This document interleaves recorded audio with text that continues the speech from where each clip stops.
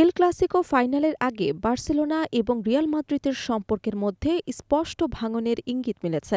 মাঠে দুই চিরপ্রতিদ্বন্দ্বীর লড়াই যেমন উত্তেজনায় ভরা থাকে, তেমনই মাঠের বাইরেও এবার পরিস্থিতি আরও বেশি উত্তপ্ত হয়ে উঠেছে।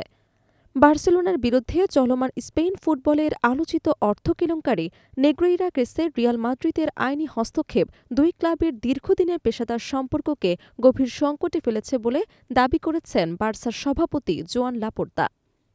সৌদি আরবের জেদ্দায় আজ অনুষ্ঠিত হতে যাওয়া স্প্যানিশ সুপার কাপের ফাইনালের আগে এই বক্তব্য এল ক্লাসিকোর উত্তেজনায় নতুন মাত্রা যোগ করেছে। লাপোর্তা সরাসরি জানিয়ে দিয়েছেন, দুই ক্লাবের মধ্যকার প্রাতিষ্ঠানিক সম্পর্ক এখন কার্যত ভেঙে গেছে।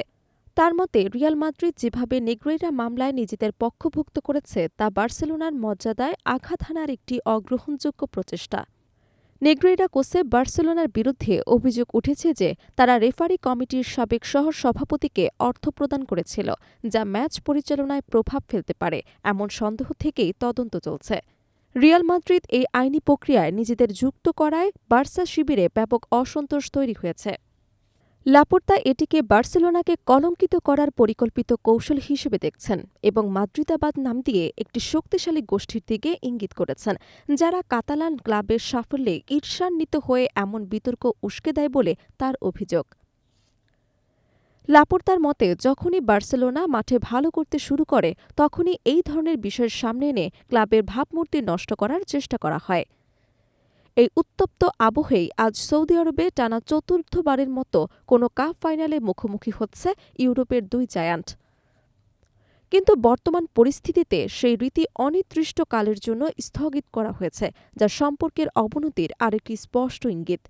তবে মাঠের বাইরে যতই তিক্ততা থাকুক, মাঠের ভেতরে দুই দলের লক্ষ্য একটাই, মৌসুমের প্রথম শিরোপা জেতা। সাম্প্রতিক বছরগুলোতে এই প্রতিযোগিতায় বার্সেলোনার আধিপত্য কিছুটা বেশি। গত ৩ আসরের মধ্যে দুইবারই তারা রিয়ালকে হারিয়ে শিরোপা ঘরে তুলেছে। বর্তমান চ্যাম্পিয়ন হিসেবেও বার্সা এবার তাদের ১৬তম স্প্যানিশ সুপার কাপ জয়ের লক্ষ্যে মাঠে নামবে। অন্যদিকে গত ফাইনালে ৫-২ গোলে হারের স্মৃতি এখনও রিয়াল মাদ্রিদের সমর্থকদের মনে টাটকা, তাই এবার তারা প্রতিশোধ নিতে মরিয়া। মাদ্রিদ ক্লাবটি ২০২৪ সালে এই শিরোপা জিতে ১৩তম বারের মতো ট্রফি উঁচিয়ে ধরেছিল এবং তারা আবারও সেই সাফল্য ফিরিয়ে আনতে চায়।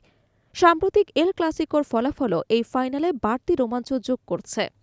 গত অক্টোবরের সর্বশেষ লিগ ম্যাচে ২-১ গোলে বার্সেলোনাকে হারিয়েছিল রিয়াল মাদ্রিদ। তবে সেই হারের পর থেকে দারুণ ফর্মে আছে কাতালানরা। সব প্রতিযোগিতা মিলিয়ে ১৪ ম্যাচে তারা হেরেছে মাত্র একটিতে, যা দলটির আত্মবিশ্বাস বাড়িয়ে দিয়েছে। কোচ এবং খেলোয়াড়রা মনে করছেন এই ফর্ম কাজে লাগিয়ে তারা আবারও রিয়ালের বিপক্ষে জয় তুলে নিতে পারে। অন্যদিকে রিয়ালও নিজেদের অভিজ্ঞতা এবং বড় ম্যাচের সাহসিকতা দিয়ে পরিস্থিতি বদলে দেওয়ার বিশ্বাস রাখছেন। এই ফাইনালের গুরুত্ব আরও বাড়িয়ে দিয়েছে লিগ শিরোপার একটি পরিসংখ্যান। গত ৪ মৌসুমে যে দল সুপার কাপ জিতেছে তারাই শেষ পর্যন্ত লা লিগার চ্যাম্পিয়ন হয়েছে। ফলে এই ট্রফি জয় শুধু একটি শিরোপাই নয়, বরং পুরো মৌসুমের জন্য আত্মবিশ্বাস এবং গতি এনে দিতে পারে। মাঠের বাইরের উত্তেজনা এবং দ্বন্দ্বের মাঝেও ফুটবল প্রেমীরা অপেক্ষা করছে আরেকটি স্মরণীয় দ্বৈরথের জন্য, যেখানে চিরপ্রতিদ্বন্দ্বিতা আবারও নিজেদের শ্রেষ্ঠত্ব প্রমাণের লড়াইয়ে নামবে।